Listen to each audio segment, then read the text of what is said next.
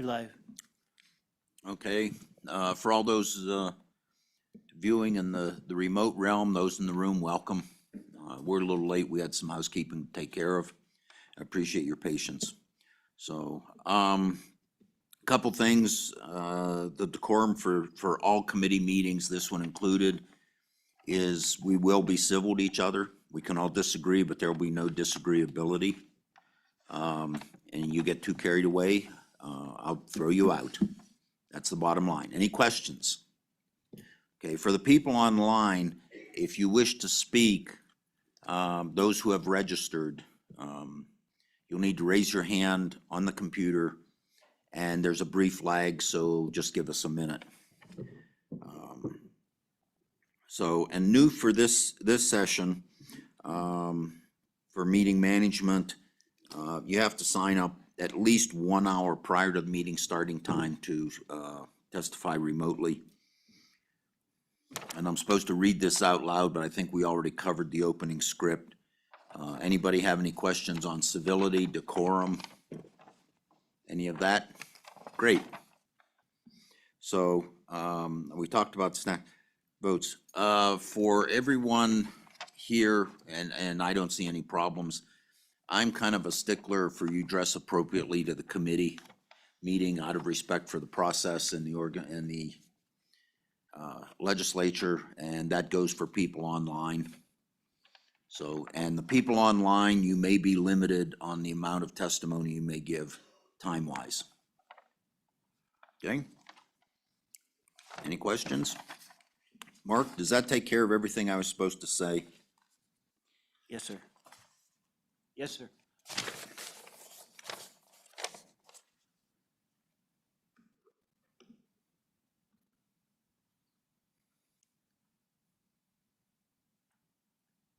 Mark, is your mic working?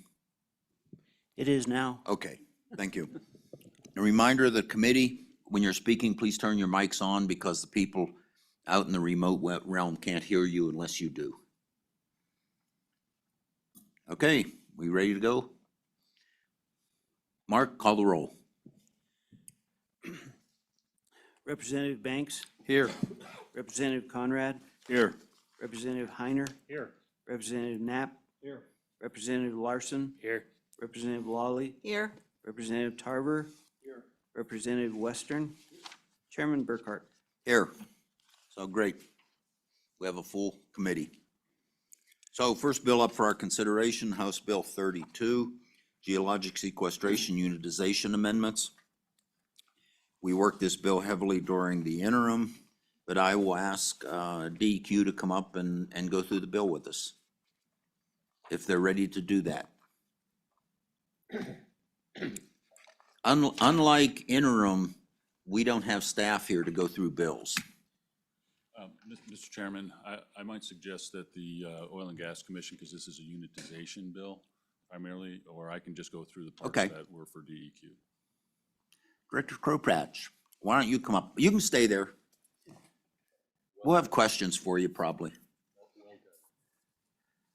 And so for those of you, the other one in the room is, if you're just here to observe, be prepared, I may call on you if I so desire. You don't attend meetings at the legislature you weren't invited to unless you really do want to speak. Director, proceed. Thank you, Mr. Chairman. My name is Tom Kropatch. I'm the State Oil and Gas Supervisor for the Oil and Gas Conservation Commission. I'll try to briefly walk through the bill. Generally, this bill provides some clarifying and simplifying language to the existing statutes for the pore space unitization process. And the first changes that are really involved in this bill is statute 3511-313, and that is the first changes are found there on page 3 of the bill. And this makes some changes actually to the DEQ's statutes on the Class 6 permit. The original language said they may issue a draft permit. The DEQ doesn't issue draft permits, they just issue a permit. So that clarifies that language of what they're issuing the permit for and what it authorizes. In addition to that section, it made an addition in there that said that if geologic sequestration would be contingent upon attaining the unitization order if required. There are scenarios where unitization wouldn't be required for the permit, and so we just wanted to make sure that commission didn't have to go through the process if it wasn't necessary. And then we jump into the unitization part, 3511-314. We clarified one of the purposes for unitization was to actually comply with the Class 6 permit issued by DEQ and other conditions there, and to facilitate the use of the pore space for geologic sequestration. We also added some definitions. Economic benefits is now defined, and unit area. Both of these terms were used in the original statutes, but there was no definition associated with them. So adding the definition helps clarify what is meant for both of those two terms. 3511-315 is the section of the statute of what's required for a unitization permit. So what's required to be submitted to the commission to unitize. And we clarify that we'll accept a draft permit, a permit, or application for one of those as part of the information. We need a description of the pore space that's included in the unit area and the corresponding surface lands that are above the pore space on the surface. We clarify that if federal pore space is involved, then we need have notice or details on the federal lands that are there. We also clarify that surface owners that are within a half-mile boundary of the unit area get notice of the unitization to make sure that they're aware of the nearby actions that could occur and evaluate whether they should participate in the matter in front of the commission. We clarify what type of operations would be contemplated within the unit agreement and within the unitization, and that kind of mirrors what the purposes of unitization are.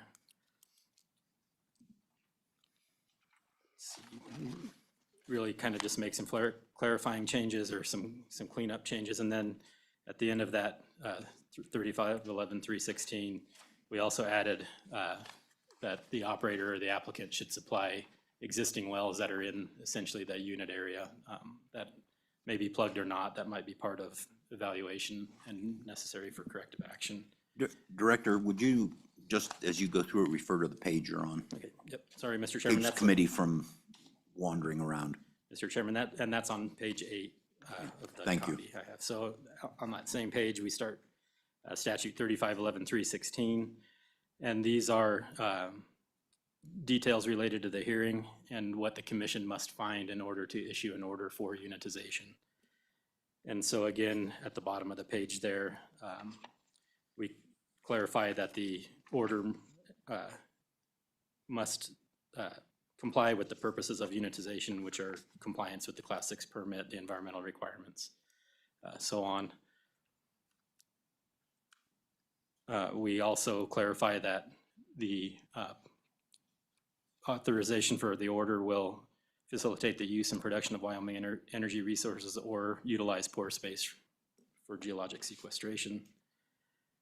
We document the quantity of pore space storage capacity that would be within the unit area and not just used for the sequestration activity. So we will assign pore space storage capacity based on unit area. This is on page 9, Mr. Chairman, sorry about that. At the bottom there, then, we also discuss the allocation of economic benefits and how that will occur, and also include the idea that if federal pore space is involved, the economic benefits assigned to the federal pore space aren't to be considered when assigning it to the fee or the state pore space owners inside the unit. So we're not including the federal pore space, the economic benefits of that to the BLM or the federal government. On page 10, we start a process for and clarification of the process for those parties who are not inside the unit or maybe aren't participating in the unit. This is on part G of 3511-316. And most of those changes are on page 11. But what we're clarifying there is if someone feels that they should have been a part of the unit and weren't made part of the unit, they have a process where they can apply to the commission to be included in the unit. And most of the changes here really clarify how that process would work in front of the commission. So they would make an application, they would be required to notice all the affected parties, essentially all the same parties that got notice of the original unitization hearing.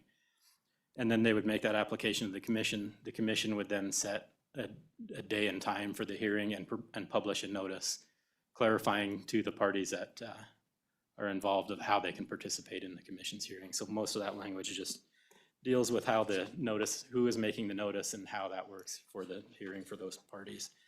And to be clear, the parties who are petitioning to be inside the unit would have to show that, that their pore space is affected, that is being used and has not been unitized. And so the burden would be on them to show that they need to be in the unit, and the parties that are currently in the unit could show why they should, these applicants should not be in the unit. And that, we just want to make sure that everyone is aware of the hearing and the notice and when and how to participate. So we clarified those parts of that notice area. And then finally, the last change was just that the order for unit, this is on page 12, that the order for the unitization could accommodate use of horizontal wells drilled through the pore space within the unit. Mr. Chairman, that is a pretty brief summary of what the changes are to these statutes. And stand for any questions if anyone has any. Questions for the director? Representative Conrad. Chairman Burkhart, thank you. Director, just a quick question on page 11. If there is a petitioner, is there any cost associated with petitioning, in this case for dispute? Director? Mr. Chairman, Representative Conrad, there is an application fee with the commission. It's $250, and that covers that notice that the commission would publish in the newspaper. And then there'd be costs if they need to hire experts. Maybe they need to hire an engineering expert or a geology expert to provide testimony or to provide some geologic information. Obviously, there'd be cost to hire those, potential cost to hire those experts. Thank you. Other questions? So, Director, one thing, and it's not in here, and that's because we don't print unchanged sections of statute. We are not changing the 80-20 split on requiring statutory unitization. We did not change that section, correct? Mr. Chairman, that's correct. There's those requirements to have sign up from owners of 80% of the pore space within the unit area are still required. So before unitization could take effect, you have to have that sign up. Thank you. Other questions? Okay, thank you. Thank you, Mr. Chairman. Okay, so Director Parfit, any comments from you? Yeah, thank you, Mr. Chairman. So Todd Parfit, Director of the DEQ. Our interest in this particular bill was clarifying that the agency does not issue draft permits. We issue permits. So you'll see that on page 3, lines 6 through 14. So that clarifies that we issue permits and that they authorize 2 activities. The first activity is the construction of the well, and then the second activity is a modification of the permit for injection purposes. So those are the 2 clarifications that we sought with this bill. Questions for Department of Environmental Quality? Okay, thank you. Thank you. I know that we've worked this bill heavily during the interim, so, all right, with that, I'll open it. Any other agency comments? Okay, I'll open it for public comment. Anyone from any other legislators? I don't see any. Anyone from the governor's office? Okay, any other state agencies? Okay, with that then, anyone else want to comment on the bill? One thing I'll remind everybody, please remember to address the chair. That's just part of our procedure to keep this civil and running smoothly. Mr. Obermuller, you had a comment?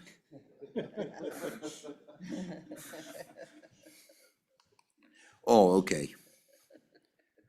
And remember also to identify yourself and your organization for the record, please, when you testify.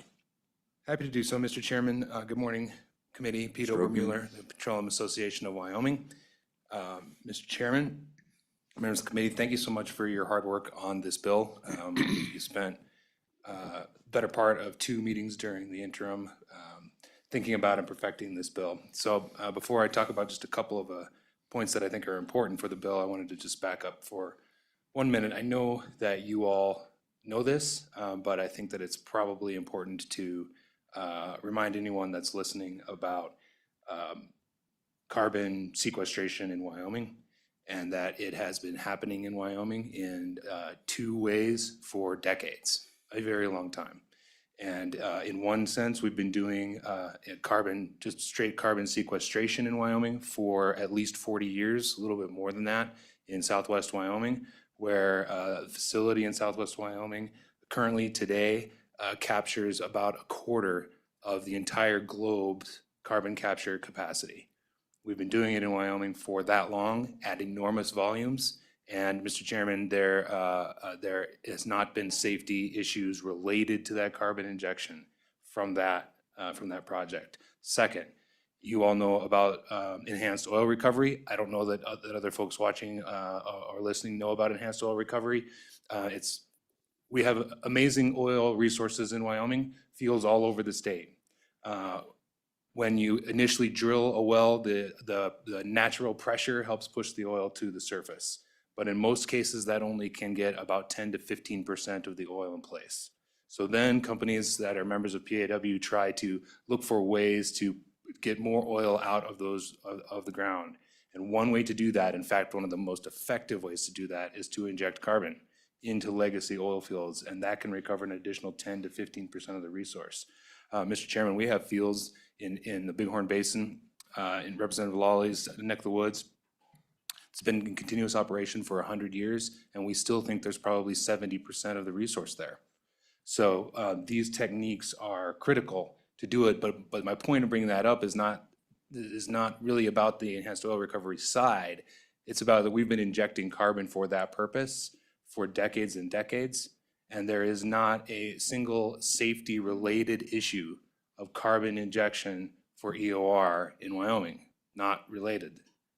There is not a safety concern related to carbon injection for EOR or the sequestration in Wyoming. I've heard a lot of talk about, well, it's new, we don't know anything about it. Quite the contrary. There's one place in the world that knows a lot about it, Wyoming. We have the workforce that does it. We have regulatory agencies that monitor it, and we do it safely and well, and we're knowledgeable about it. That's really important, Mr. Chairman. And that's why, Mr. Chairman, you all know this, we already have statute on all this stuff. We've had it for a decade. Our friends down in Texas, they can't unravel themselves in their debate about who should even own the pore space underground. They can't figure that out. We figured that out more than a decade ago. It's the surface owners. Surface owners own the pore space. We know that. Now that these projects are starting to ramp up, there's lots more. I think Director Parfit can give you the exact number, but there's many applications at TEQ for class 6 injection wells. There's lots of them.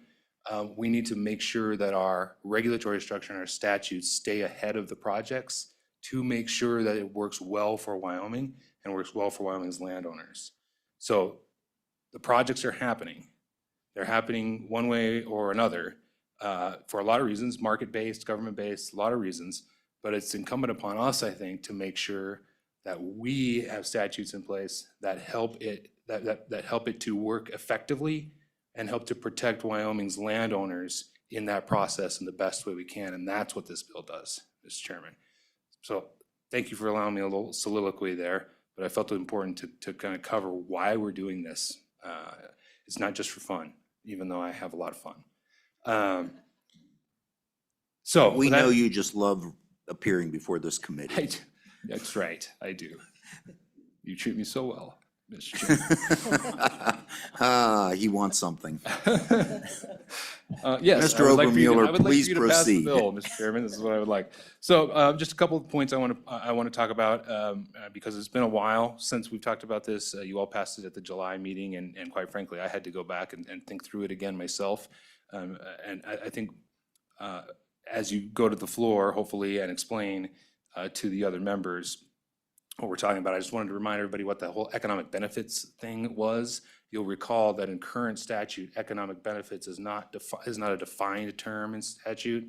And it's incumbent upon Supervisor Crowpatch and his team to kind of look at the entire world of economic benefits related to these projects and make some sort of determination about what that is. What this bill does is it narrows economic benefits and ties it directly to the landowner. There's I think a future testimony here. We'll talk a little bit more about that. But all throughout the bill, the term economic benefits is what is the economic benefit to the landowner? That's what the application has to say. What's that going to be? How are we going to make that happen? And that's what the order has to be from the OGCC, is how that's going to be determined. So that in the case of a unitization where there are folks who, for whatever reason, decided not to be a part of the unit, but they're going to be anyway, that they are treated fairly and equitably, and they're paid. And this is critical because we've had these fights in other areas. They're paid based on the private market rate. That's why the federal part is set aside, as Supervisor Crowpatch pointed out, that not included in economic benefits. Again, why? Because economic benefits ties to the landowner, and so we don't want whatever the feds decide to do to influence that. So that can always be looked at later in case the feds end up super high. Who knows how that's going to work out, but that was intended to be a pro-landowner provision. The other part that I wanted to point out, Mr. Chairman, was what? Another regarding page 8, lines 6 through 9.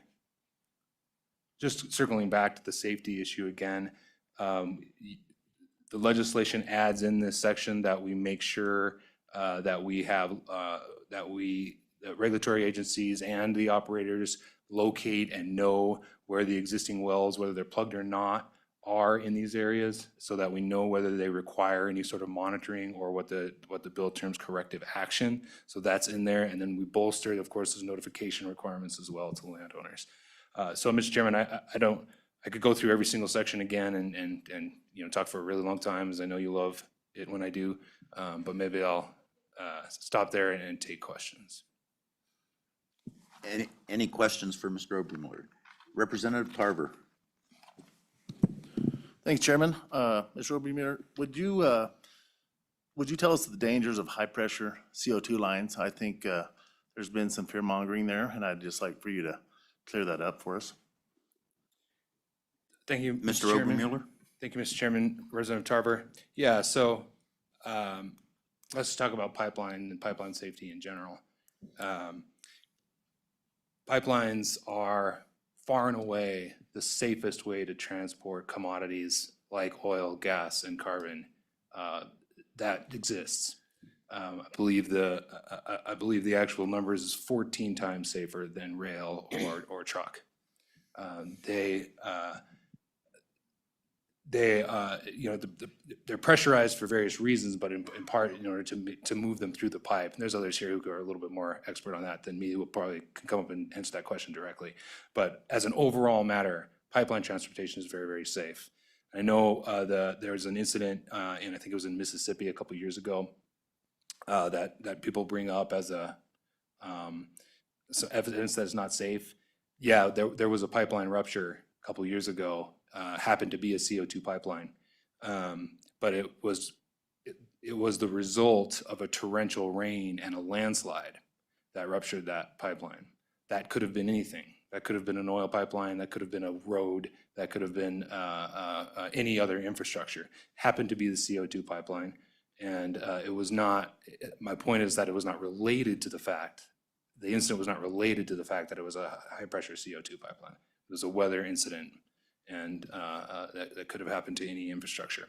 So, we have significant pipeline in Wyoming, hundreds of thousands of miles of pipeline. We also have relatively significant, in my opinion, not significant enough infrastructure, as we've talked about, Mr. Chairman, related to carbon, the ability to move carbon. But we have pretty major pipelines that run from the southeast or from the southwest to the northeast, and we have not had incidents, safety incidents related to that pipeline. Follow up? No. Okay. Other Representative Heiner. Thank you, Mr. Chairman. Thank you, Mr. Obermuller, for your synopsis of this on a level that you, and of understanding that you have. As we present this to our colleagues that haven't been through these hours of meetings with us, or to our constituents back home, can you give us a one-line gem that we can explain to them why we had to take an existing statute and tweak it with these things today? Just very, very short, that the normal Joe would understand why we're doing this. Mr. Obermuller. Because, Mr. Chairman, Representative Heiner, because Wyoming's landowners are important to us. So, follow up, Mr. Chairman? Please. So we need to emphasize then, if I understand you correctly, this is to protect the landowners, not the oil companies or anyone else. It's mainly to protect our existing landowners. Mr. Chairman, Representative Heiner, that is the main thrust of the bill. You're right. There are, of course, secondary parts about it because it does help operators know the rules of the game. And part of it is that there is an enormous amount of regulatory oversight, and permits have to happen. You have to get permits from both DEQ and OGCC, and they don't happen at the same time. And so there's all sorts of that kind of technical mumbo jumbo that I think this committee understands, but probably is less important to most people. It's important to us, but the main thrust of it is we have projects moving, and landowners who own the pore space have rights, and we want to make sure those rights are protected and people are fairly paid for the use of their owned pore space and land. Follow up? No, okay. Other questions? Mr. Obermuller, thank you. Thank you, Mr. Chairman. Appreciate the work of the committee. Thank you. So for those watching, just for transparency, the facility that Mr. Obermuller mentioned has been using CO2 injection for 37 years, 200-mile-long pipeline, and has never had an issue with it. And because I used to work at that facility. So thank you. Okay, next.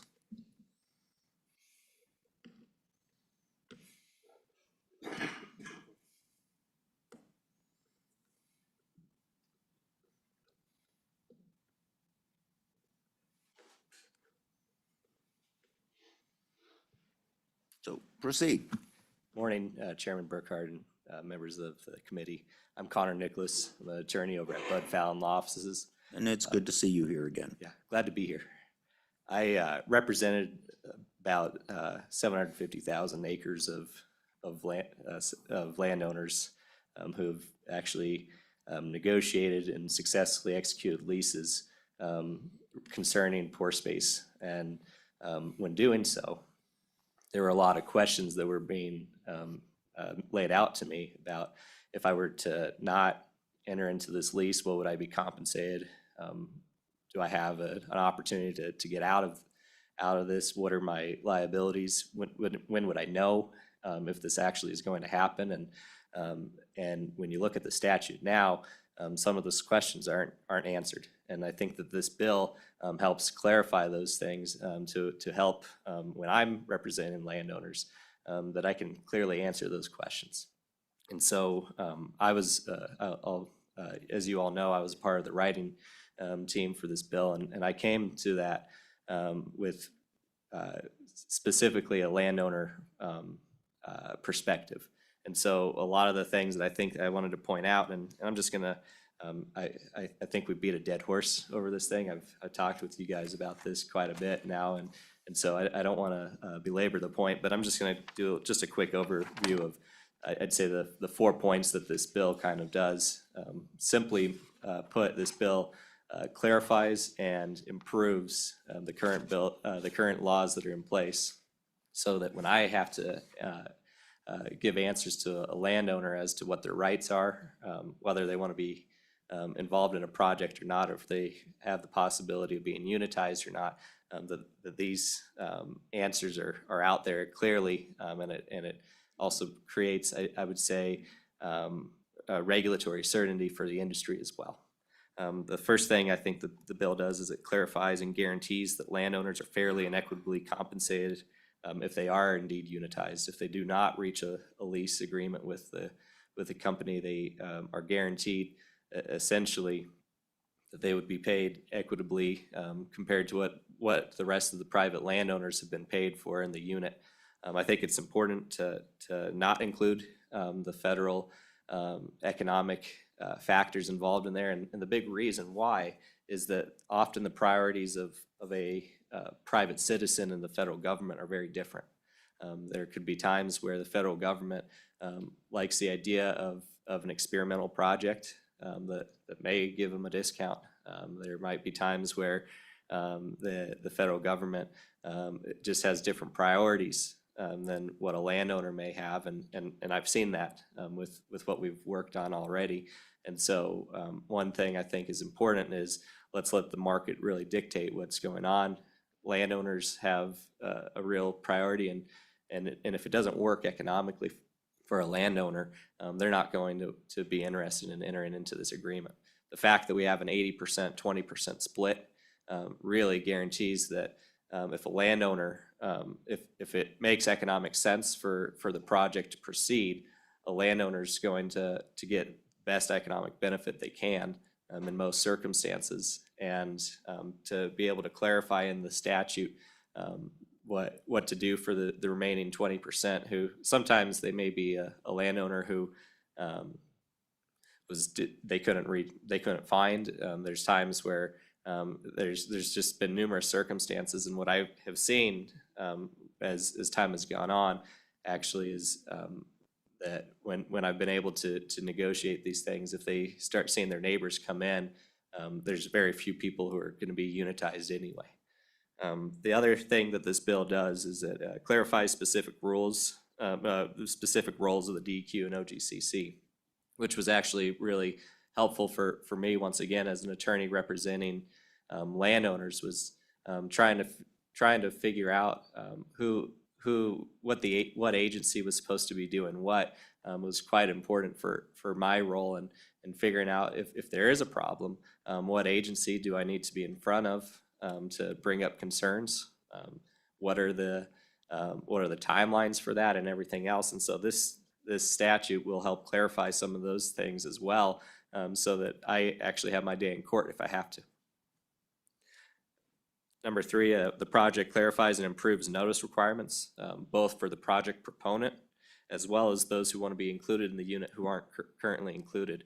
One thing I think is important with that is that we actually made it where we changed the rule from being just the contiguous landowners were going to be notified, which could be somebody that has just a little 5-acre lot next to a large project, to any landowner within a half mile of the project. That makes it similar to what you have already with oil and gas notification, as well as other projects out there. Half mile has been the traditional notification requirements for many of these kinds of projects. And so clarifying that a landowner is to be notified that a project is going to happen within a half mile was actually, I think, something that was very pro landowner and was helpful for the project as a whole. The other item that was improved on this was there was a lot of in the statute as it currently is written, there's a lot of questions as to how a landowner who wants to be included in the unit, who they're supposed to notify, how they're supposed to notify those people, and what their whole process is. And so this helped tremendously in essentially giving the landowner the ability to know, okay, I just have to do a $250 application to the OGCC. There will be a notice that is included with this, and that people are going to be notified, and a landowner can easily know how to get involved in the game. The last item that I really wanted to talk about is that this clarifies what activities can be undertaken between an OGCC permit and the DEQ permit.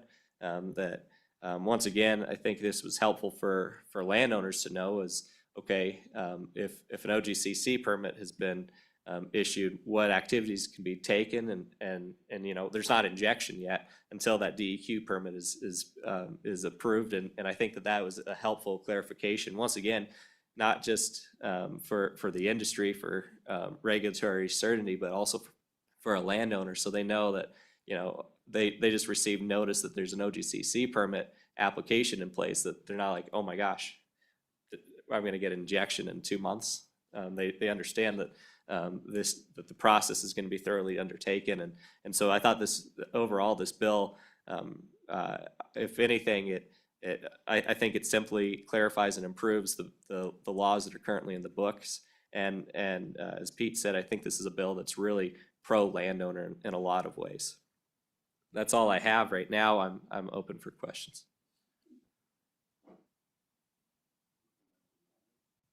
Representative Lawley. Thank you, Mr. Chairman. Connor, thank you for being here, and as one who worked on this work group, you were a very valuable resource for us as we focused on protecting those private landowners. I just want to highlight one thing that you did mention, but to be clear that for those listening, that currently there are private landowners in Wyoming who are being approached and evaluating what they want to do with the pore space they own on their private property. Is that right? Chairman Burkhart, Representative Lawley. Yes, that is correct. And it's actually become quite valuable to some landowners. Yes. They've been able to make economic use of a resource that 5 years ago, no one even contemplated. And it's been something that I'd say down in the southeast part of the state, especially recently, there's lots of landowners who are receiving an economic benefit that they never would have had otherwise. Follow up? No, thank you. Okay, so other questions for Mr. Nicholas? So I have one, Mr. Nicholas, and you just alluded to the question I was going to ask. There is a major project here in the southeast portion of the state, and I know you've worked with some of those landowners, and just for everyone's understanding, about how many landowners are affected by that project that you would have to get, would sign on to lease their land, or rather their pore space for it? Do you have an idea? I don't know what the total number of landowners for the entire project, but I will tell you that I represented about 200,000 plus landowners involved in that. So that's about 250 or more landowners as a whole. And I'll tell you that number continues to grow as well. Okay. And follow up to my own question then. So this bill will help you and those landowners with all the issues dealing with what really is a new business model in the state. Yes, Chairman Burkhart, yes, that's correct. Okay, thank you. Other questions? Okay, thank you, Mr. Nicholas. Thank you. Okay, next.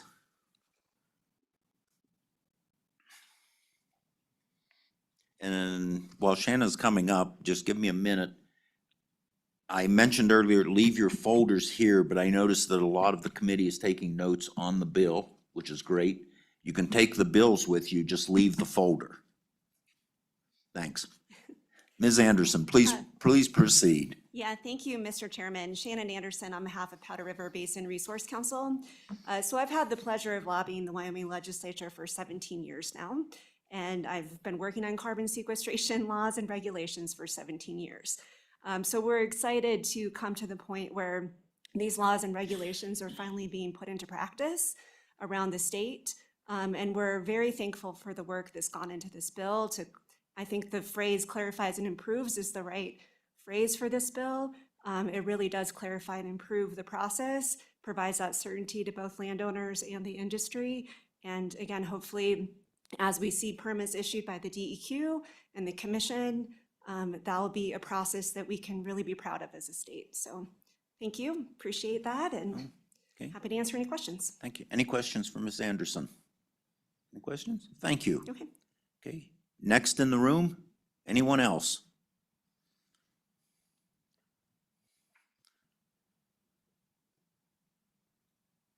I knew they couldn't resist and would have to say something. You know, it's like leaving potato chips out. Somebody takes one and you just can't resist, you've got to have some too. So if you would identify yourselves, please, for the record, and then proceed. You want to work right to left? Sure. Mr. Chairman, Cody Wagner, Director of Land with Tallgrass Energy. I'm Scott Prestige, also with Tallgrass Energy. Shane Schultz with the Brownstein Law Firm, representing Tallgrass Energy. Okay, proceed. Thank you, Mr. Chair. Primarily, we want to be available to answer any questions that you all may have. I do want to just provide some quick background. since reference to our project in Southeast Wyoming has been referenced. You know, Tallgrass as a whole, we have 180 employees here in the state today. We safely operate nearly 3,000 miles of existing pipeline. Now, as part of our Trailblazer project, which again has been referenced, we are actively developing a carbon sequestration hub in the southeast portion of Laramie County. We have secured to date over 350 voluntary lease agreements and paid out over $9 million to date to landowners in Laramie County. We are on track to begin the injection of CO2 in 2025, when we will start paying injection fees to those landowners as well. To give you a sense of the economic impact from this project, building out this sequestration hub is a nearly $500 million infrastructure investment. During construction, that will amount to over 560 jobs, resulting in over 50 million in taxes. During operations, we'll see over 110 jobs on an ongoing capacity, resulting in over 6 million in taxes each year. We believe that this legislation is important. It will clarify definitions with the existing unitization statutes and improve the unitization permitting process for both operators and landowners in Wyoming. So we would encourage your support, and we're happy to answer any questions. Questions? They answered mine, so any questions? Mr. Wagner, Mr. Prestige, Mr. Schultz, thank you. Thank you, Mr. Chair. Anyone else in the room? Anyone else in the room? Okay, those online. We have one online.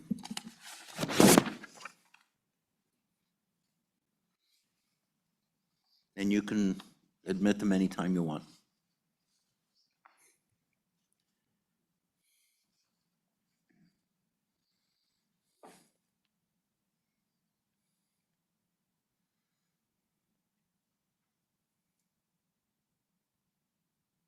Hello? Hello? We can hear you. Great. Sorry, this is my first time testifying via Zoom. Thank you very much for the opportunity to do so. My name is Carrie Agan. I'm a retired geologist, formerly with the Bureau of Land Management here in Buffalo, Wyoming.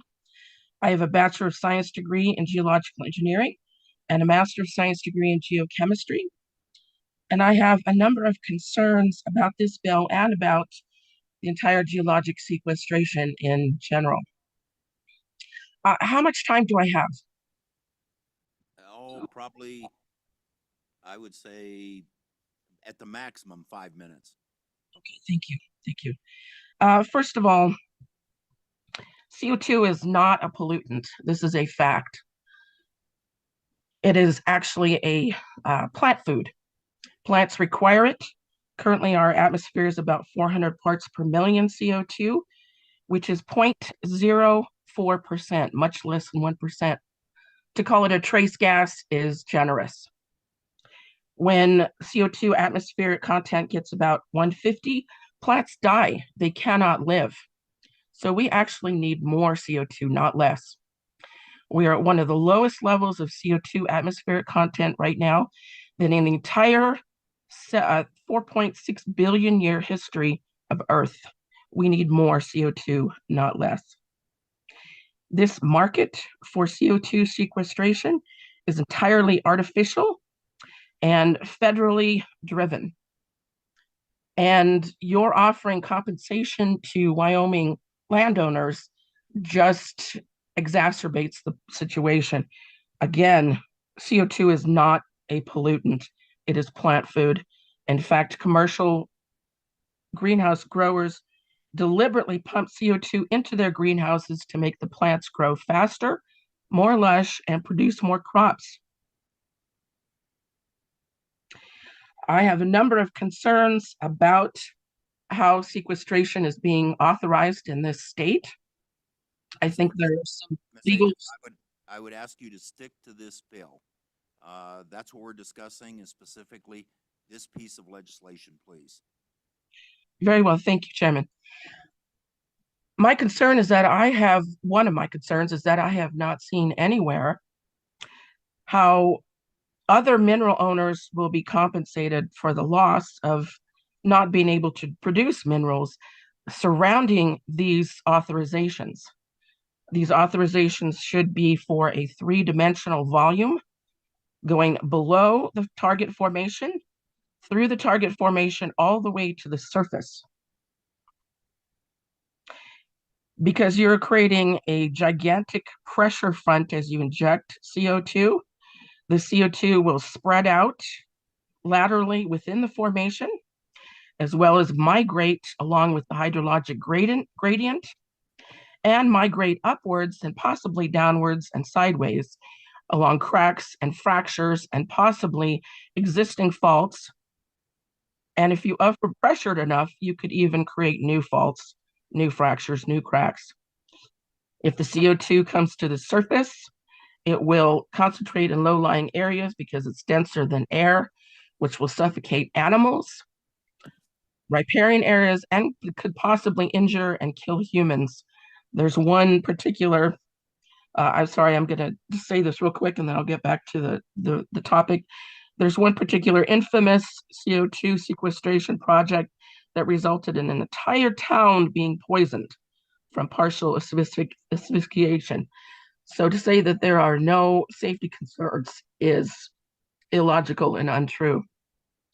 Now, there are a couple of giant legal holes right now that I see. And again, maybe I haven't seen this yet in the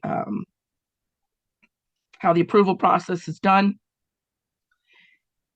But one of them, and I apologize, I'm looking between several documents. One is that, again, the project site needs to be a three-dimensional volume because you're creating a giant pressure front. None of the minerals in any of the formations above that target formation can be developed. So it may be oil, gas, maybe other solid minerals cannot be developed because if you change the pressure on the rocks above this formation that you're injecting into, you could actually cause very serious things to happen, including possibly even a blowout to the surface. How are the mineral owners of the rocks above these target formations being compensated for this loss of not being able to develop minerals? Or are they being compensated? Another concern I have is that, as I understand it, these approvals are temporary, such as a right-of-way. However, if this is the permanent sequestration of carbon dioxide in the subsurface, a temporary approval is woefully inadequate, to say the least. If a project finishes all of the injection intended, and then the liability on that company is released, and then problems develop after that point, who is liable? The state of Wyoming and the Wyoming taxpayers. Ms. Agent, that is your 5 minutes. Okay, thank you so much. Any questions for Ms. Agent? Questions? Ms. Agent, thank you very much for your testimony. Thank you very much. Anyone else online?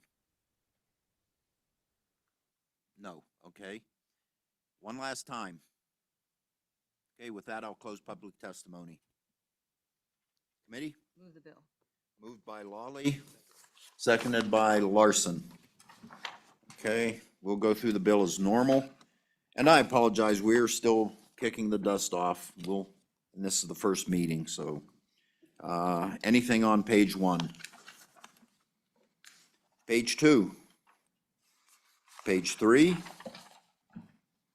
Page 4? Page 5? Page 6? Page 7? Page 8? Page 9? Page 10? Page 11? Page 12? And finally 13. Question. Okay, no amendments. Question being called.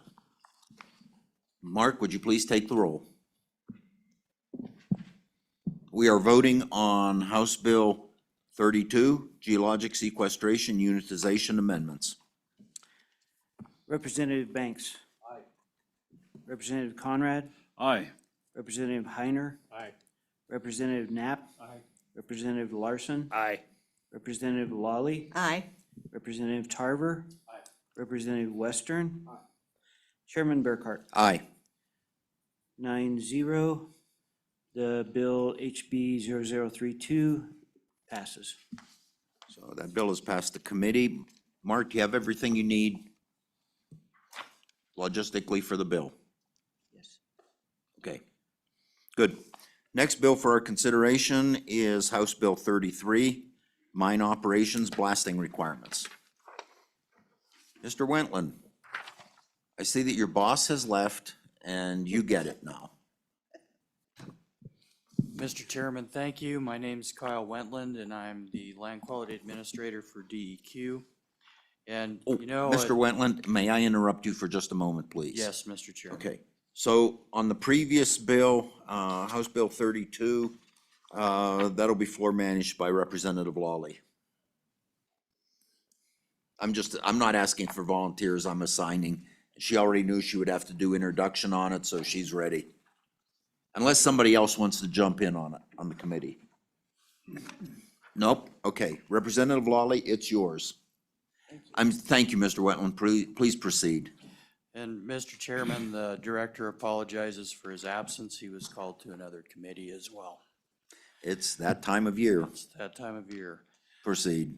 And I would just open this, Mr. Chairman, with saying this bill represents a need that is continuing in the state because we're seeing some good things in the development of our non-coal minerals across the state, particularly in the aggregate gold, limestone, rare earth, and deep bentonite commodities. So, and this bill was worked through the committee in the interim, and I would like to thank the committee for their time and also the LSO staff for their time on the work on this bill. The bill provides clarity and authorization for the DEQ Land Quality Division to regulate blasting at non-coal surface mining operations across the state and to ensure public health, safety, and protection of the environment. Mr. Chairman, in walking through the bill, we'll start on page 1 with section 1. And section 1 establishes regulatory authority and clearly separates the non-coal blasting from the existing SMACRA coal federal blasting program. Mr. Wetland, for those here and maybe watching SMACRA, I know we all use acronyms. So. Sure, I apologize for that, Mr. Chairman, thank you. That's the Surface Mine Control and Reclamation, Surface Mine Control Reclamation Act of 1977. And then we move to section 1, 3511 401G, page 3, lines 7 through 9. This section clarifies that limited mine operation notifications will be subject to the non-coal blasting regulatory requirements. Section 1, 3511 401J, page 3, line 14. This needed to be called out, these sections, the section 21 cannot be suspended because that's a new section later in the bill on page 7, lines 6 and 9. Section 1, 3511 401J, page 3, line 19, that is a typographical context correction of insure to insure.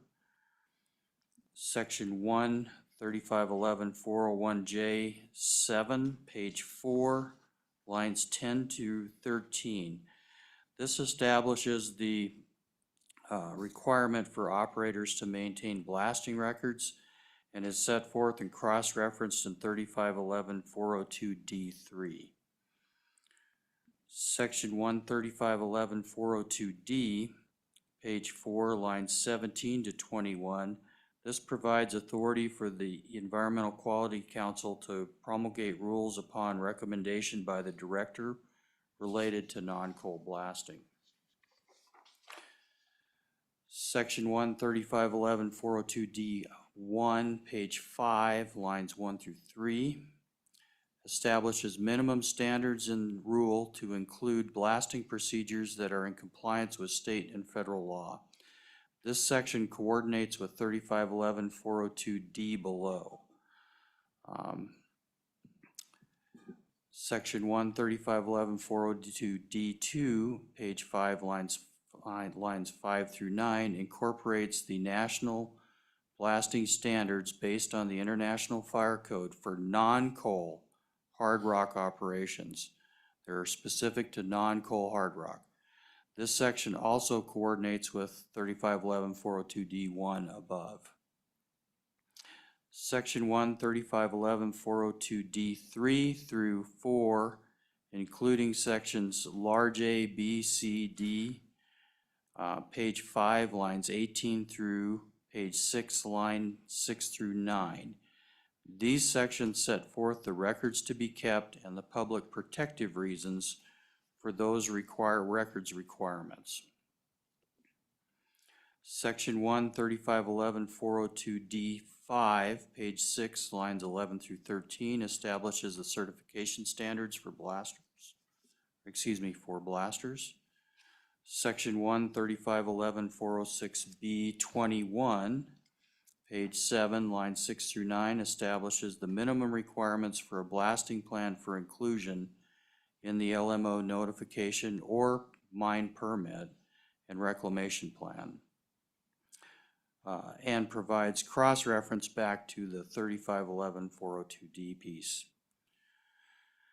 Section 1, 3511-415, 23, page 7, lines 17 to 19, provides the correct statute cross-reference to 3511-406B21, as noted above, and in section 1, 3511-401J, pages 3, line 16 that we discussed earlier. Section 2 of the bill establishes funding for one full-time position for the non-coal blasting program. Note that this is a new program addition to DEQ-LQD. Also, please note that there is a fiscal note and reference on file. And Mr. Chairman, if I may on this, I've had some questions related to this, and maybe this will be helpful for the committee. The skill set, and the reason that this position is set where it is the skill set is pretty technical. Typically, it would be an engineer with an advanced degree with a focus potentially in blasting, which there are only a few universities that offer that. 7 to 10 years of on-pattern experience, and someone who also carries all of the current licensings and certifications. So this is a pretty technical position. It's not just a typical engineer off the street. Section 3 promulgates rules, and then Section 4, effective date is July 1, 2024. And I would stand for any questions, Mr. Chairman. Okay. Representative Conrad. Chairman Brookhart, thank you, and Mr. Whitland, thank you as well. Just one quick question on the fiscal note, so I can clarify when questioned, if applicable. On the fiscal note, denotes rather, $147,000 the first year in 2025 for supportive and service costs, and then it decreases accordingly about $100,000. Can you just clarify that for me? Yes. Mr. Whitland? Yes, Mr. Chairman and Representative Conrad. We're adding this entirely new position. It's a vehicle because this person will be statewide. You have, for example, gold operations in the south and central part of the state. We have limestone operations that are supporting Trona in the southeast as well. We have rare earth development up across the eastern, northeastern part. We also have the deep bentonite in the Bighorn Basin. So this person is going to be distributed statewide. So there is a vehicle included in that. And then there's also technical equipment such as seismographs that have to be placed out for this. And that's the reason you have some upfront startup, stand-up costs with this. Follow-up? Fantastic, thank you. None? Other questions? Representative Heiner. Thank you, Mr. Chairman. Mr. Wentland, hearing back from people and all the emails that are going on right now, it's not about the bill, it's about the fiscal note. You know, it does look pretty big for one FTE. Is there any, I want to ensure that we don't lose this bill because of this. Is there any way we could lower this? Is there a pool vehicle that can be utilized instead of a dedicated vehicle for this individual? Is there something that we can do to, you know, I shouldn't use names here. There's an individual that owns and created a large airline company that he said he hires for personality and trains for experience. Is that something we can do, is get someone that has the right personality, the right aptitude, and then put them through the training to be able to be a valuable FTE for us? Mr. Wentland? Mr. Chairman and Representative Heiner, thank you for that question. I definitely hear your concerns here. But what my response to that is right now, when we're teaching a certification class, the ideal class size in that is around 18. We're seeing our class sizes in the 30s plus. So this person's not only going to be on pattern, on site, dealing with complaints from landowners and the very technical aspects of that, but also teaching the certification classes. So there really is not a way to go with a lower skill set. We need that person with that skill set. And then, as I stated earlier, this person is statewide. So the pool vehicle is really difficult. Right now, we're struggling to get enough vehicles in our peak season to make our inspections as it is. So we looked at that very carefully, and this is not an ask that was made without consideration of those aspects of that fiscal note. Representative Conrad. Chairman Burkhart, thanks. Just a follow-up question based on the reply Mr. Wentland gave to Representative Heiner. I just want to be clear, 18, these are people that are currently seeking certifications, correct? You've now seen that value, in this case, attendance double almost. Double. Okay, thank you for that clarification. Mr. Wentland?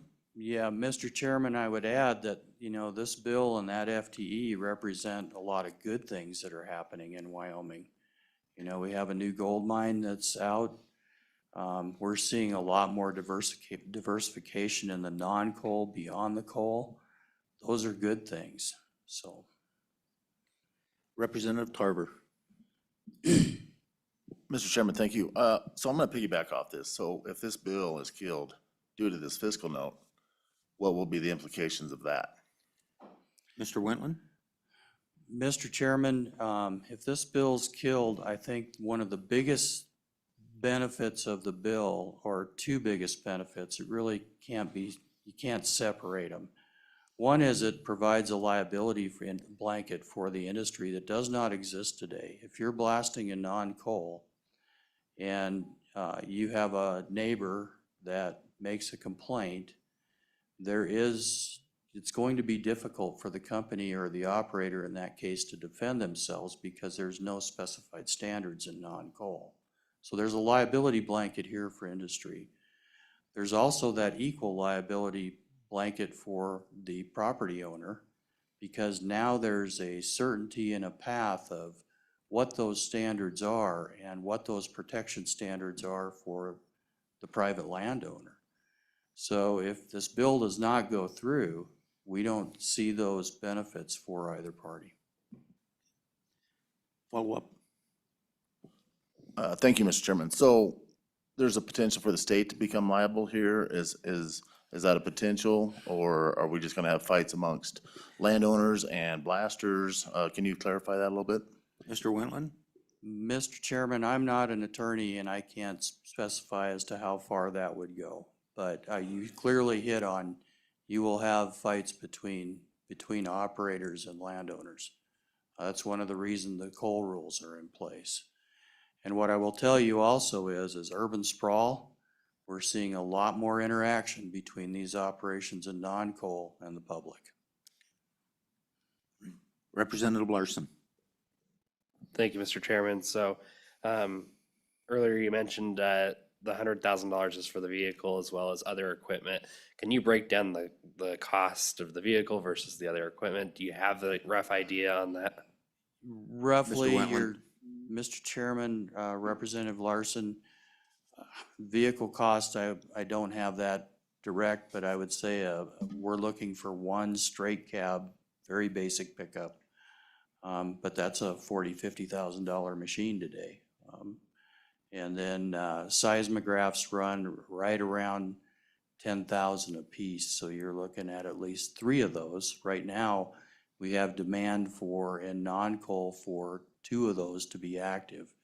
And you have to have enough of those so that you can have them deployed as well as have them in calibration and being recalibrated for redeployment. So you get to the 100,000 pretty quick. Representative Heiner. Thank you, Mr. Chairman. Mr. Wentland, we get a lot of emails this time of the year, hundreds of emails.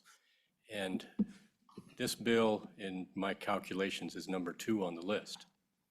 Number 1, of course, well, number 1 is the Rose Parade float that is in the budget. But this is number 2 because of the 1 FTE for this kind of money. So $100,000 for supportive services in the front year, but there's also $47,000 reoccurring. Can you explain that $47,000 for us? Maintenance Mr. of the- Wentland? Mr. Chairman and Representative Heiner, you've got maintenance of the seismographs and deployment of that equipment and recalibration of it. There's a cost to that. I can tell you right now, we are supplementing non-coal with some deployment of coal equipment to non-coal to make this work. Okay. Other questions? Okay. So, Mr. Wentland, a real-world example, excuse me. We have potentially a gold mine going in west of town, and there are residential properties in that relative area. The bill requires that, in effect, the companies have a blasting plan with a bunch of information in it. The individual who would fill this position, part of their job would be to evaluate that blasting plan to prevent damage to private residences, to other minerals, that sort of thing. Am I correct? Mr. Chairman, that is correct. This is somebody who has the technical skill set to design, evaluate, and look at on-pattern experiences to those shots. And Mr. Wentland, just for everyone here, on pattern, you mean who's experienced with blasting already? Mr. Chairman, that's correct. Somebody who has designed those shots, been responsible for the safety and protocols with those shots, someone who has that background. Okay, so Mr. Wentland, I'm going to follow up with my own questions. So that individual would need the ability to evaluate, calculate ground velocity, particle velocity from a shot to prove it did or did not cause damage to a residence? Mr. Chairman, that's correct, as well as air blast. Okay, all right. So, okay, I just want to be clear on the technical nature of this. This is not just the guy that loads or a gal that loads the holes. This No. is the person that does the design work and then is able to evaluate the results of that. Am I correct? Mr. Chairman, that is correct, and especially in a complaint scenario. Okay, and now, Mr. Wentland, then blasting on non-coal is usually done in what we all refer to as hard rock, which again, the ground velocity from a shot is different than it is for a coal mine. Am I correct? Mr. Chairman, that is correct. When we are shooting in coal, typically it's more unconsolidated material and your wavelength is longer. When you're shooting in hard material, you have a higher frequency. The wave is shorter and a higher frequency. And that's why there are different standards and technical aspects of those designs between coal and non-coal. Okay. All right. Other questions? Representative Conrad. I apologize, Mr. Chairman, just a follow-up question. Hiring and recruiting is difficult as we speak. Do we hold any realistic hope that we're gonna find somebody with this type of talent at that price to roll all over the, or roll all over state of Wyoming? It's just a concern. Mr. Wentland? Mr. Chairman, we believe that it is set appropriately to attract the correct skill set, the correct technical background, and would be sufficient wage to attract that type of an individual. Okay. I think Representative Larson was next. No, I thought I saw a hand down there. Okay. Representative Tarver. Mr. Chairman, thank you. So we've talked about the expense. What type of taxable income will come from these blasting operations? Do you have any idea across the state that maybe will offset these costs? Do you think we'll bring in enough through these blasting programs to offset this 500,000, or is this gonna be a lose? Mr. Wentland? Mr. Chairman, I'm not sure I can speak to the economics of the proposed gold operation right now that is west of Cheyenne. Also the increase in the aggregate demand, this is where we are seeing some complaints actually, is in Laramie County right now. And the gold operation is, if you've not been out there or familiar with it, is within eyeshot of Kirkcaldy State Park. And so these are large operations, and I would say that the tax revenue will more than offset the cost of this position. I would ask that you maybe pose that question as well to the Mining Association if you're here, because they probably have a more direct analysis of that tax revenue. Okay. Other questions? So just for the committee, more than a question, Mr. Wentland, I have had, I don't know, in the past 6 months, how many companies call me wanting to start hard rock mining? Copper, cobalt, nickel, 2 more rare earth companies, and that we need to be able to address this issue, because the only other alternative is everybody goes to court, which is gonna take years. It'll disrupt the companies. The private landowners need to get an attorney. This way, we can take care of most of those issues, especially for the landowners. Mr. Chairman, I would say you could look to the success of the coal blasting program for what this will do for those industries. And for the committee's benefit, you know, we have exploration right now in coal going on in gold in other places in the state, cobalt, lithium, nickel, rare earths as well in 2 locations. So this, as I said earlier, we're seeing good things in diversification of the solid minerals in the non-coal sector right now. Any other questions? Okay, Mr. Wentland, thank you. Hang with us in case we have more. You bet. Okay, I see no one from the governor's office. I see no other legislators. Any other state agencies wish to speak? Okay, with that, I will open it to public comment. Mr. Detai.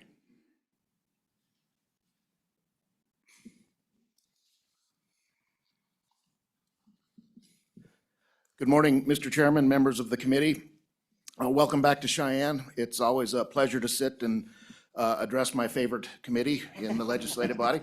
I will be short, and I will try to get, add whatever input I can to Representative Tarver's question. But this bill is necessary. This bill is needed. You all worked it in the interim. We appreciate your hard work on that. We appreciate the work of the agency and Mr. Wentland and his team. We've got some good things happening.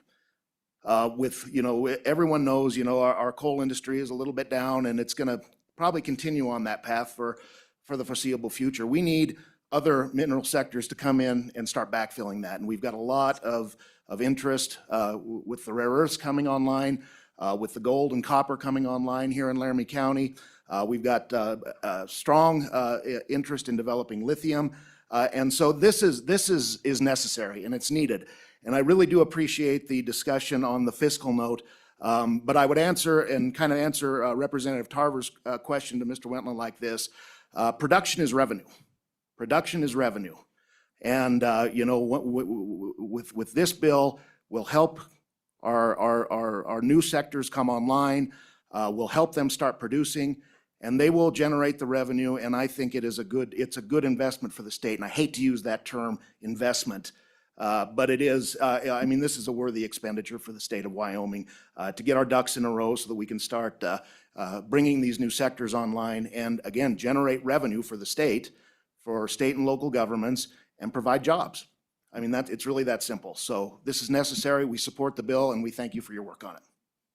Okay, questions for Mr. Deti? Representative Tarver. Thank you, Chairman.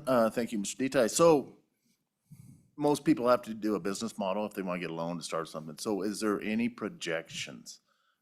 And you don't have to be high, just give us an idea would be wonderful, so we have an idea of what the revenue will be. I was trying to pull up the industry that I guess I would relay it to is bentonite.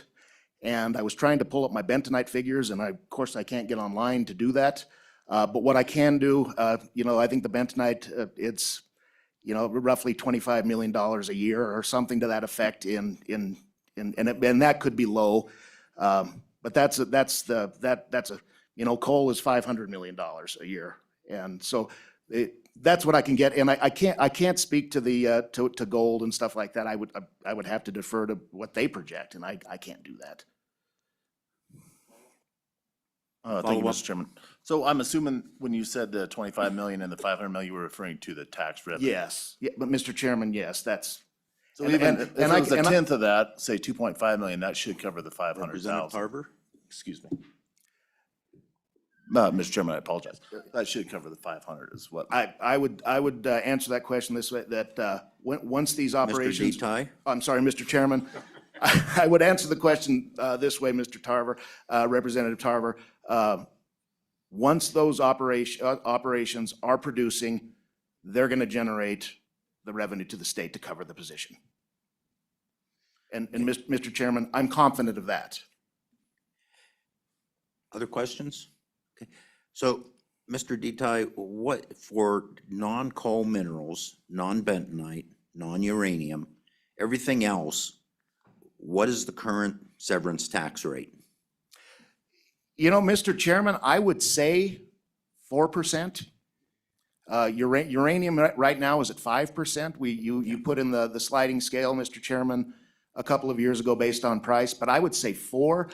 And, I might have to defer to that because we haven't had any of this in my term here. So I would say 4%. And that's just a guess. I would defer to the Department of Revenue on that. Okay, all right, thank you. Other questions? No? Okay, Mr. Deti, this bill, who benefits from this bill? I would say the operator, the landowner, and the state. Okay, Mr. Deti, how is that? How do they benefit? Well, I think Mr. Chairman, I think Mr. Wentland did it, is in order for, our operators are, they're good stewards. I'd like to thank our operators, while there is some conflict once in a while with a landowner, we have a system in place where that can be worked out. But my landowner or my producers go to great lengths to develop those relationships. And this particular bill, again, as Mr. Wentland described, provides that cover, that liability, and those guidelines for the operator to do the blasting so that they are, being responsible to the landowner and to the public and to the environment. I mean, we all care about the environment too. So again, it's a necessary bill, it's a timely bill, and we would hope you would advance this. Okay, thank you. Any other questions? Okay, thank you, Mr. Deti. Mr. Chairman, thank you. Okay. Anyone else in the room? Please come up.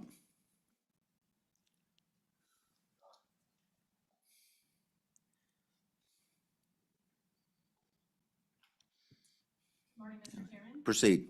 Remember to identify yourself for the record. Thank We know you. who you are, but Thank you, Mr. Chairman, members of the committee. My name is Kelly Little. I'm with the Associated General Contractors of Wyoming. We are supportive of this bill. We come at it from a little bit of a different angle. Although this bill increases record keeping and reporting requirements, we appreciate the increased statutory protection and guidance that the bill provides. Many of the requirements in the bill are already being voluntarily carried out by our members that are operators. However, The bill will create consistency across the state in those aspects, from one operator to the other. You know, safety is paramount to our members. We believe that this bill increases safety, not only to the operators and the employees that are working on these operations, but also to the general public. Again, we support the bill, and I will take any questions. Questions for Ms. Little? Any questions? Okay, thank you. Thanks. Anyone else in the room? Anyone else in the room? Anyone online? Nope. Okay, one last chance. Anyone else in the room? Mr. Detai, you want to talk to us some more? Mr. Proceed. Chairman, I just was able to bring up my figures. So the bentonite industry brings in about $10 million a year in taxes, revenues, and fees to the state. Okay, Thank you, Mr. Chairman. thank you. Hold on, we have another one who, you know, we're a friendly group. You can come up and testify, please.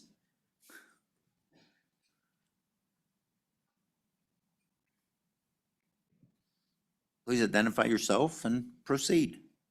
Mr. Chairman, my name's Rob Hendry. I'm the chairman of the Business Alliance.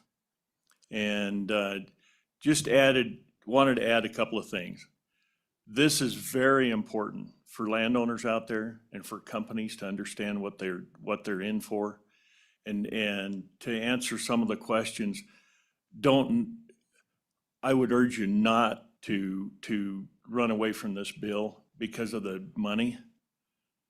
This thing's gonna, as the mining industry has just explained, it's gonna bring millions of dollars to the state. We got the gold mines coming. We've got on the west end, I also ranch, west of Casper. And it isn't on our place, it's on BLM, but there's a hard rock mine they're looking at out there on the east end of Beaver Rim. And there's uranium, and there's bentonite, and there's all these different things. And as far as the Business Alliance, we need people and we need jobs. And we need businesses in this state, and that's what helps pay the bills. As Cindy would say, business makes Wyoming better. So I would urge you to pass this bill. Don't just worry about the money. It's gonna come, and we need it. Thank you, Mr. Chairman. Questions for Mr. Hendry? Any questions? So, no, don't leave, I have a question. Yes, sir.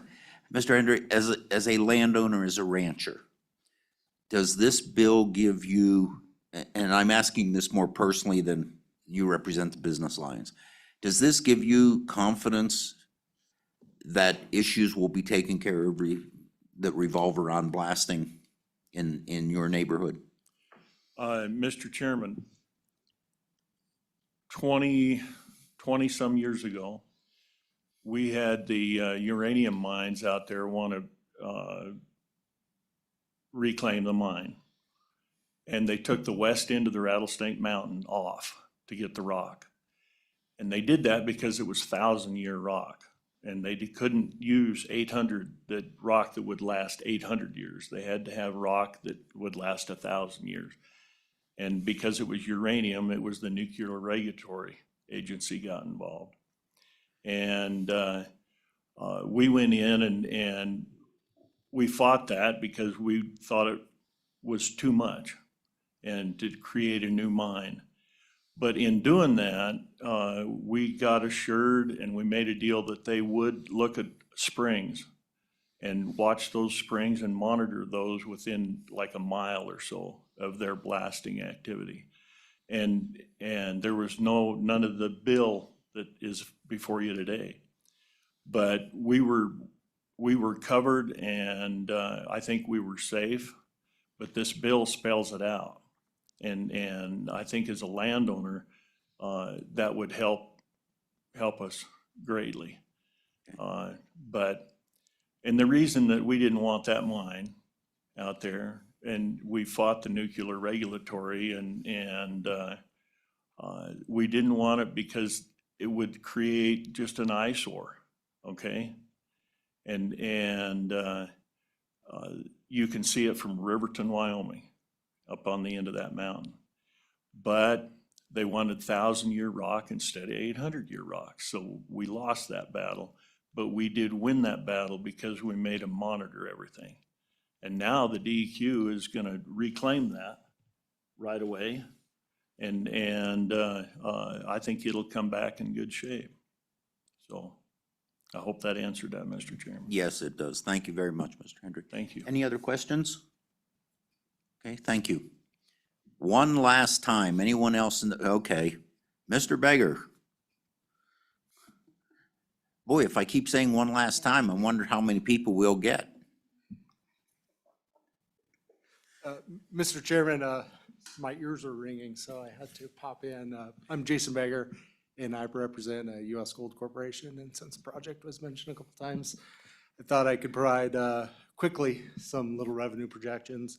As a part of the industrial siting process that we went through last year, we had to do an economic analysis. And so that particular project, state of Wyoming gets a lot of bites from the apple. It is a state section, so the state owns all the minerals. A negotiated royalty of is either 3.1 or 3.2%, but over the 10-year life of that project, it's projected to directly to the school trust account is about $35 million.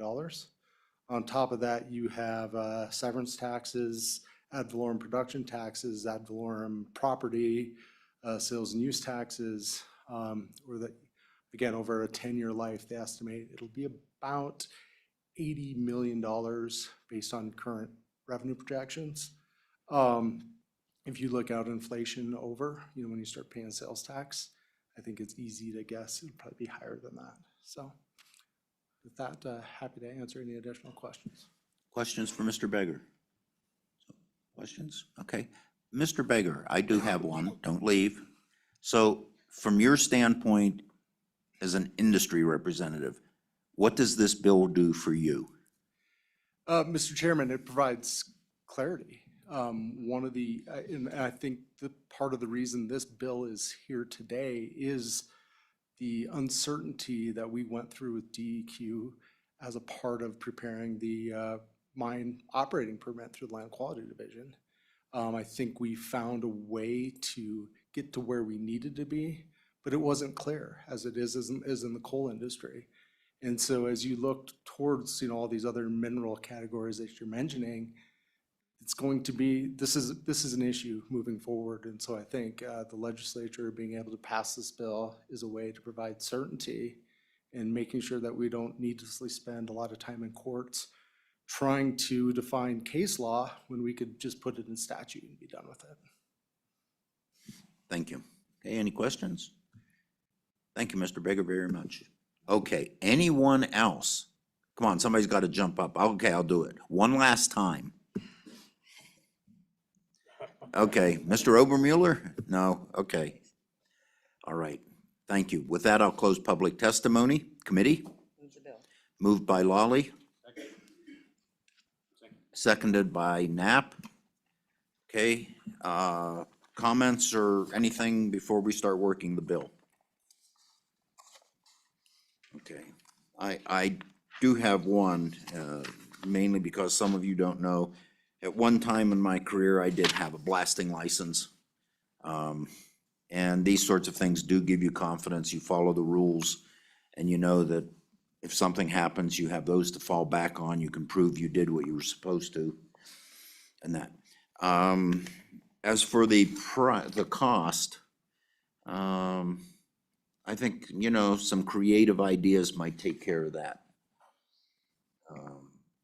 Dedicating fee money to it or other things. I think there's going to be plenty of demand for this. And to evaluate the seismic conditions and that of a shot take a lot of work. Understanding of rock mechanics, understanding of air blast mechanics and that. And believe me, you don't want your blast to go badly. That's from experience talking. So just my comments on it. I think it provides a good deal of public and business protection, so. Okay, any other comments? Okay, with that, we'll work the bill. Page 1, page 2, page 3, page 4, 5. And by the way, if any of you want to see National Fire Protection Association Explosive Material Code 495, let me know. I do have that current edition too. Page 6, 7 and 8. Page 9. Okay, thank you. Committee? Question being called. Mark, please call roll. We are voting on House Bill 33, mining operations blasting requirements. Representative Banks, Aye. Representative Conrad, Aye. Representative Heiner, Aye. Representative Knapp, Aye. Representative Larson, Aye. Representative Lawley, Aye. Representative Tarver, Representative Western, Chairman Burkhart. Aye. And I'm sorry, go ahead, Mark, I interrupted you.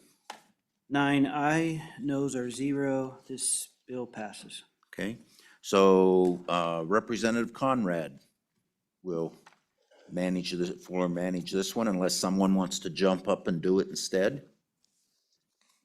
Nope, nobody's gonna fight for it. Okay, Representative Conrad, it's all yours. Thank you. Okay, with that, and we still have about 20 minutes. So we will take up, and it was noticed if there was time available, House Bill 34, Solid Waste Municipal Cease and Transfer Funding. Okay.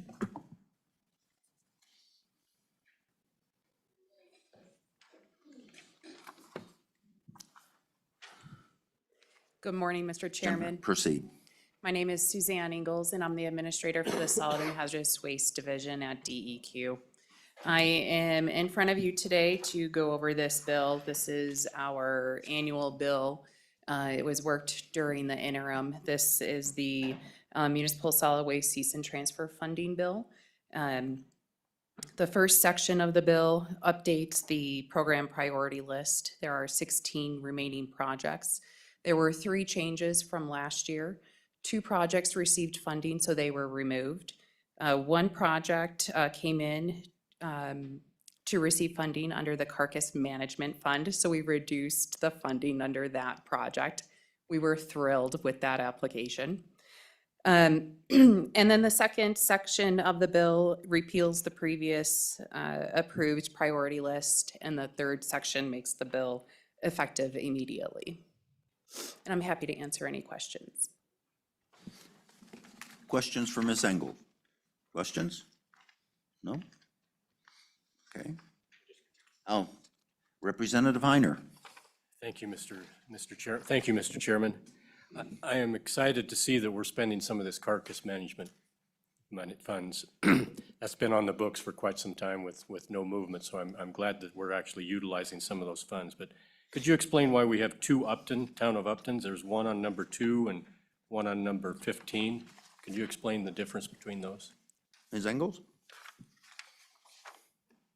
Mr. Chairman, Representative, the project listed under number 2 is funding for their transfer station, while the project listed under number 15 is for their closure of the landfill. All right, committee, remember, thank you, Ms. Engels. Remember one of my primary rules, read the bill. There's a C and a T. I didn't know what C and T meant. Oh, they're defined on page 2. That's, so everyone understands, that's my personal joke with the committee. It doesn't mean they aren't reading the bills. So, any questions for Ms. Engels? Okay, thank you. Thank you. So, with that, I will open up public comment, and I see no one from the governor's office. I see no other agencies. I see no other legislators. Anyone else want to speak on the cease and transfer bill? No one online. Okay. Committee? Moved by Larson, seconded by Lawley. Any comments on the bill? Question being called. Mark, would you please take the roll? We're voting on House Bill 0034, solid waste municipal cease and transfer funding for this legislative session. Representative Banks, Aye. Representative Conrad, Aye. Representative Heiner, Aye. Representative Knapp, Aye. Representative Larson, Aye. Representative Lawley, Aye. Representative Tarver, Representative Western, Chairman Burkhart, Aye. 9-0, bill passes. Okay, so let's see, I guess Representative Larson will floor manage this, if he's here to do it. Okay. That again, it was a joke. Representative Larson was taken ill the other day and couldn't do floor management on a bill. I did it. He'll repay me later. So, any other business for the committee? Seeing none. With that, we are adjourned.